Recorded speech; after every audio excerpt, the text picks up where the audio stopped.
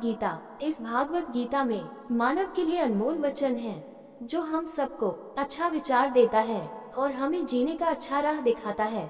नमस्कार मित्रों, आप सबका एक बार फिर से माता का ज्ञान चैनल पर आप सबका स्वागत है। भगवत गीता अध्याय 14 श्लोक 6। तत् सत्वं निर्मलत्वात् प्रकाशकं नाम्यं सुखं बध्नाति ज्ञानसंगं चान्धः। तत् सत्वं निर्मलत्वात् प्रकाशम अनाम्यं सुख संगेन बधति ज्ञान संगेन चान्धः। तत्र इनमें से सत्वम अच्छाई का गुण, निर्मलत्वात् शुद्धतम होना, प्रकाशम प्रकाशित करने वाला, अनाम्यम स्वस्थ और खुशहाली से भरपूर, सुख खुशी, संगेन आसक्ति, बध्नाति बांधता है, ज्ञान ज्ञान संगेन आसक्ति च भी अन अर्जुन पापरहित। तत्र सत्वम निर्मलत्व प्रकाश का मनामन सुख संगेन बधति ज्ञान संगेन चान्धः। अनुवाद, इनमें से सत्व गुण, अच्छाई का गुण दूसरों की तुलना में शुद्ध होने के कारण प्रकाशमान और कल्याण से भरा हुआ है। हे पापरहित, ये सुख और ज्ञान की भावना के प्रति आसक्ति पैदा करके आत्मा को बांधता है। प्रकाशम शब्द का अर्थ है रोशनी देने वाला। अनाम्यम शब्द का अर्थ है स्वस्थ और खुशहाली से भरपूर। विस्तार से इसका अर्थ शांतिपूर्ण गुणवत्ता वाला भी है, जो दर्द, परेशानी या दुख के किसी भी अंतर्निहित कारण से रहित है। अच्छाई का स्वरूप शांत और प्रकाशमय है। इस प्रकार सत्व गुण व्यक्ति के व्यक्तित्व में सद्गुण उत्पन्न करता है और बुद्धि को ज्ञान से प्रकाशित करता है। ये व्यक्ति को शांत, संतुष्ट, परोपकारी, दयालु, मददगार, निश्चिंत और शांत बनाता है। यह अच्छे स्वास्थ्य और बीमारी से मुक्ति भी दिलाता है। जबकि अच्छाई का गुण शांति और खुशी का प्रभाव पैदा करता है, उनके प्रति लगाव ही आत्मा को भौतिक प्रकृति से बांधता है। आइए इसे एक उदाहरण के जरिए समझते हैं। एक यात्री जंगल से गुजर रहा था, तभी 3 लुटेरों ने उस पर हमला कर दिया। पहले ने कहा, आओ हम इसे मार डालें और इसकी सारी संपत्ति लूट लें। दूसरे ने कहा, नहीं, हम उसे न मारें, हम बस उसे बांध देंगे और उसकी संपत्ति छीन लेंगे। दूसरे डाकू की सलाह मानकर उन्होंने उसे रस्सियों से बांध दिया और उसका धन चुरा लिया। जब वे कुछ दूर चले गए तो तीसरा डाकू लौट आया। उसने राहगीर की रस्सियां खोल दी और उसे जंगल के किनारे ले गया। उसने बाहर का रास्ता दिखाते हुए कहा, मैं खुद बाहर नहीं जा सकता, लेकिन अगर तुम इस रास्ते पर चलोगे तो जंगल से बाहर निकल पाओगे। पहला डाकू तमोगुण था, जो अज्ञानता का गुण है, जो वस्तुतः आत्मा को आलस्य, सुस्ती और अज्ञानता में परिवर्तित करके मार देना चाहता है। दूसरा डाकू रजोगुण था, जो रजोगुण है, जो जीवित प्राणी के जुनून को उत्तेजित करता है और आत्मा को असंख्य सांसारिक इच्छाओं में बांधता है। तीसरा डाकू सत्वगुण था, अच्छाई का गुण, जो जीवित प्राणी के विकारों को कम करता है, भौतिक असुविधा को कम करता है और आत्मा को पुण्य के मार्ग पर लाता है। फिर भी सत्वगुण भी भौतिक प्रकृति के दायरे में है। हमें इससे आसक्त नहीं होना चाहिए, इसके बजाय हमें इसका उपयोग पारलौकिक मंच तक कदम बढ़ाने के लिए करना चाहिए। इन तीनों से परे शुद्ध सत्व अच्छाई की पारलौकिक विधा है। ये ईश्वर की दिव्य ऊर्जा का स्वरूप है जो भौतिक प्रकृति से परे है। जब आत्मा को ईश्वर साक्षात्कार हो जाता है तो भगवान अपनी कृपा से आत्मा को शुद्ध सत्व प्रदान करते हैं, इंद्रियों, मन और बुद्धि को दिव्य बनाते हैं। भगवत गीता अध्याय 14 श्लोक 7। रजो रागात्मकं विद्धि तृष्णासंगसमुद्भवं तन्निबध्नाति कौन्तेय कर्मसंगं देहिनम्। रजो रागात्मकं विद्धि तृष्णासंगसमुद्भवं तम् निबध्नाति कौन्तेय कर्मसंगेन देहिनम्। रजोगुण रागात्मक जुनून की प्रकृति का, विद्धि जानना, तृष्णा इच्छाएं, संग समुद्भवम से उत्पन्न होता है, तत् वह निबध्नाति बांधता है, कौन्तेय कुंती के पुत्र अर्जुन, कर्म संगेन सकौम कर्मों के प्रति आसक्ति के माध्यम से, देहिनम देहधारी आत्मा। रजो रागात्मकम विद्धि तृष्णा संग समुद्भवम तम निबद्धति कौन्तेय कर्म संगेन देहिनम।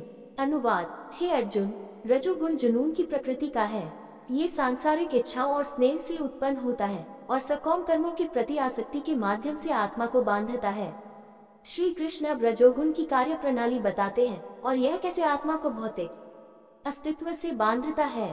पतंजलि योग दर्शन भौतिक गतिविधि को रजोगुण की प्राथमिक अभिव्यक्ति के रूप में वर्णित करता है। यहाँ श्री कृष्ण इसकी प्रमुख अभिव्यक्ति को आसक्ति और इच्छा के रूप में वर्णित करते हैं। रजोगुण कामुक आनंद की लालसा को बढ़ावा देता है।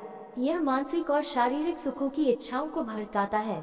ये सांसारिक चीजों के प्रति लगाव को भी बढ़ावा देता है। रजोगुण से प्रभावित व्यक्ति पद, प्रतिष्ठा, करियर, परिवार और घर की सांसारिक गतिविधियों में लीन हो जाते हैं। वे इन्हें आनंद के स्रोत के रूप में देखते हैं और इनके लिए गहन गतिविधि करने के लिए प्रेरित होते हैं। इस प्रकार रजोगुण इच्छाओं को बढ़ाता है और ये इच्छाएं रजोगुण की वृद्धि को और बढ़ावा देती हैं। वे दोनों एक दूसरे का पोषण करते हैं और आत्मा को सांसारिक जीवन में फंसा देते हैं। इससे बाहर निकलने का तरीका कर्म योग में संलग्न होना है, यानी अपनी गतिविधियों के परिणामों को भगवान को अर्पित करना शुरू करना है। इससे संसार से वैराग्य उत्पन्न होता है और रजोगुण का प्रभाव शांत होता है। भगवद गीता अध्याय 14 श्लोक 8 तमस्त्वज्ञानजं विद्मोहन्ति सर्वदेहिनां प्रमादास्य निद्राभिस्तनिद्धति भारत। तमस्तीवी अज्ञानजं विद्धि मोहनं सर्वदेहिनं प्रमादस्य निद्राभिस्तं निधनाति भारत। तम अज्ञान की अवस्था तू, परंतु अज्ञान जम अज्ञान से उत्पन्न, विद्धि जानना, मोहनम भ्रम, सर्वदेहिनां सभी देहधारी आत्माओं के लिए, प्रमादात लापरवाही, आलस्य आलस्य, निद्राभित निद्रा, तत्व निधनाति बांधता है। भरत अर्जुन भरत का पुत्र। तमस्तीवी अज्ञान जम विद्धि मोहनम सर्वदेहिनं प्रमादस्य निद्राभिस्तं निबध्यति भारत। अनुवाद, हे अर्जुन, तमोगुण जो अज्ञान से उत्पन्न होता है देहधारी आत्माओं के लिए भ्रम का कारण है। ये लापरवाही, आलस्य और नींद के माध्यम से सभी जीवित प्राणियों को धोखा देता है। तमोगुण सत्व गुण का विरोधी है। इससे प्रभावित व्यक्ति निद्रा, आलस्य, नशा, हिंसा और जुए से सुख प्राप्त करते हैं। वे क्या सही है और क्या गलत, इसका विवेक खो देते हैं और अपनी स्वार्थपूर्ति के लिए अनैतिक आचरण का सहारा लेने से नहीं हिचकिचाते।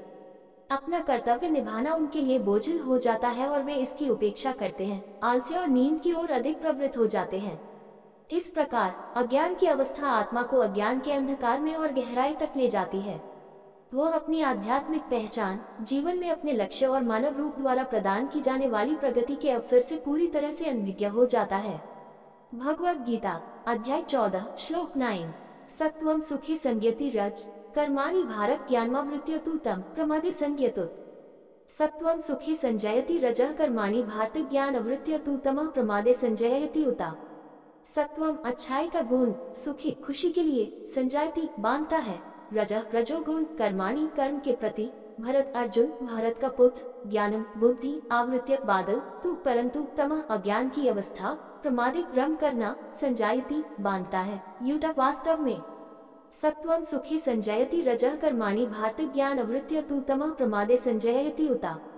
अनुवाद, सत्व व्यक्ति को भौतिक सुख से बांधता है, रजस आत्मा को कर्मों की ओर उन्मुख करता है और तमस ज्ञान को ढक देता है और व्यक्ति को भ्रम में बांध देता है। सत्वगुण में भौतिक अस्तित्व के दुख कम हो जाते हैं और सांसारिक इच्छाएं वश में हो जाती हैं। इससे व्यक्ति में अपनी स्थिति के प्रति संतुष्टि की भावना उत्पन्न होती है। ये अच्छी बात है, लेकिन इसका नकारात्मक पक्ष भी हो सकता है। उदाहरण के लिए, जो लोग संसार में पीड़ा का अनुभव करते हैं और अपने मन में इच्छाओं से परेशान होते हैं, वे अपनी समस्याओं का समाधान खोजने के लिए प्रेरित होते हैं और यह प्रेरणा कभी कभी उन्हें आध्यात्मिक पथ पर लाती है। हालांकि जो लोग अच्छाई में हैं, वे आसानी से आत्मसंतुष्ट हो सकते हैं और उन्हें पारलौकिक मंच पर प्रगति करने की कोई इच्छा महसूस नहीं होती है। साथ ही सत्वगुण बुद्धि को ज्ञान से प्रकाशित करता है। यदि इसके साथ आध्यात्मिक ज्ञान नहीं है, तो ज्ञान का परिणाम अहंकार होता है और वह अहंकार ईश्वर की भक्ति के रास्ते में आ जाता है। यह अक्सर वैज्ञानिकों, शिक्षाविदों, विद्वानों आदि के मामले में देखा जाता है। अच्छाई का गुण आमतौर पर उनमें प्रबल होता है, क्योंकि वे अपना समय और ऊर्जा ज्ञान विकसित करने में बिताते हैं। और फिर भी उनके पास जो ज्ञान है वह अक्सर उन्हें घमंडी बना देता है और उन्हें लगने लगता है कि उनकी बुद्धि की समझ से परे कोई सच्चाई नहीं हो सकती। इस प्रकार उन्हें धर्मरथों या ईश्वर प्राप्त संतों के प्रति आस्था विकसित करना कठिन लगता है। रजोगुण में आत्माएं तीव्र क्रियाकलाप की ओर प्रेरित होती हैं। दुनिया के प्रति उनका लगाव और सुख, प्रतिष्ठा, धन और शारीरिक सुख सुविधाओं के लिए प्राथमिकता उन्हें इन लक्ष्यों को प्राप्त करने के लिए दुनिया में कड़ी मेहनत करने के लिए प्रेरित करती है, जिन्हें वे जीवन में सबसे महत्वपूर्ण मानते हैं। रजोगुण स्त्री पुरुष के बीच आकर्षण बढ़ाता है और काम वासना उत्पन्न करता है। उस वासना को तृप्त करने के लिए स्त्री पुरुष विवाह के रिश्ते में बंधते हैं और अपना घर बसाते हैं। घर के रखरखाव से धन की आवश्यकता पैदा होती है, इसलिए वे आर्थिक विकास के लिए कड़ी मेहनत करना शुरू कर देते हैं। वे तीव्र गतिविधि में संलग्न होते हैं, लेकिन प्रत्येक क्रिया कर्म बनाती है जो आगे चलकर उन्हें भौतिक अस्तित्व में बांध देती है। तमोगुण जीव की बुद्धि पर छा जाता है। सुख की चाहत अब विकृत आचरण में प्रकट होती है। उदाहरण के लिए, सभी जानते हैं कि सिगरेट पीना स्वास्थ्य के लिए हानिकारक है। प्रत्येक सिगरेट पैक पर सरकारी अधिकारियों द्वारा जारी की गई एक चेतावनी होती है। सिगरेट पीने वाले इसे पढ़ते हैं, फिर भी सिगरेट पीने से बाज नहीं आते। ऐसा इसलिए होता है क्योंकि बुद्धि अपनी विवेकशील शक्ति खो देती है और धूम्रपान का आनंद पाने के लिए खुद को चोट पहुंचाने से नहीं हिचकिचाती। जैसा कि किसी ने मजाक में कहा, सिगरेट एक पाइप है जिसके एक सिरे पर आग है और दूसरे सिरे पर एक मूर्ख है। वो तमोगुण का प्रभाव है जो आत्मा को अज्ञान के अंधकार में बांधता है। भगवद गीता अध्याय 14 श्लोक 10। राजस्तमश्च विभुः सत्वं भवति भारत रजसत्वं तमश्च तमः सत्वं रजस्तथा रजस्तमश्च विभुः सत्वं भवति भारत रज सत्वं तमश्च तम सत्वं राजस्तथा। रज रजोगुण, तम अज्ञान की अवस्था, च तथा अभिभूय प्रबल होता है, सत्वम अच्छाई का गुण, भवति बन जाता है। भरत अर्जुन भरत का पुत्र, रज रजोगुण, सत्वम अच्छाई का गुण, तमः अज्ञान की अवस्था, च तथा ई सचमुच तमः अज्ञान की अवस्था, सत्वम अच्छाई का गुण, रज रजोगुण, तथा भी राजस्तमश्च विभूय सत्वम भवति भारतर्ज सत्वम तमश्च तमः सत्वम राजस्तथा। अनुवाद, हे भारत के वंशज, कभी कभी अच्छाई सत्व जुनून रजस और अज्ञान तमस पर हावी हो जाती है। कभी कभी जुनून रजस अच्छाई सत्व और अज्ञान तमस पर हावी हो जाता है और कभी कभी अज्ञान तमस अच्छाई सत्व और जुनून रजस पर हावी हो जाता है। श्री कृष्ण अब बताते हैं कि एक ही व्यक्ति का स्वभाव तीन गुणों के बीच कैसे बदलता रहता है। ये तीन गुण भौतिक ऊर्जा में मौजूद हैं और हमारा मन उसी ऊर्जा से बना है, इसलिए तीनों गुण हमारे मन में भी मौजूद हैं। उनकी तुलना एक दूसरे से प्रतिस्पर्धा कर रहे तीन पहलवानों से की जा सकती है। प्रत्येक दूसरे को नीचे गिराता रहता है और इस प्रकार कभी पहला शीर्ष पर होता है, कभी दूसरा और कभी तीसरा। इसी प्रकार तीन गुण व्यक्ति के स्वभाव पर प्रभुत्व प्राप्त करते रहते हैं, जो तीन गुणों के बीच दोलन करता रहता है। बाहरी वातावरण, आंतरिक चिंतन और पिछले जन्मों के संस्कारों के आधार पर कोई न कोई गुण हावी होने लगता है। ये कितने समय तक रहता है इसका कोई नियम नहीं है। एक गुण मन और बुद्धि पर एक क्षण या एक घंटे जितनी देर के लिए हावी हो सकता है। यदि सत्वगुण हावी हो जाता है तो व्यक्ति शांतिपूर्ण, संतुष्ट, उदार, दयालु, मददगार, निश्चिंत और शांत हो जाता है। जब रजोगुण प्रमुखता प्राप्त करता है तो व्यक्ति भावुक, उत्तेजित, महत्वाकांक्षी, दूसरों की सफलता से ईर्ष्यालु हो जाता है और इंद्रिय सुखों के प्रति उत्साह विकसित करता है। जब तमोगुण प्रमुख हो जाता है तो व्यक्ति नींद, आलस्य, घृणा, क्रोध, आक्रोश, हिंसा और संदेह से उबर जाता है। उदाहरण के लिए मान लीजिए कि आप अपनी लाइब्रेरी में बैठे हैं, अध्ययन में लगे हुए हैं।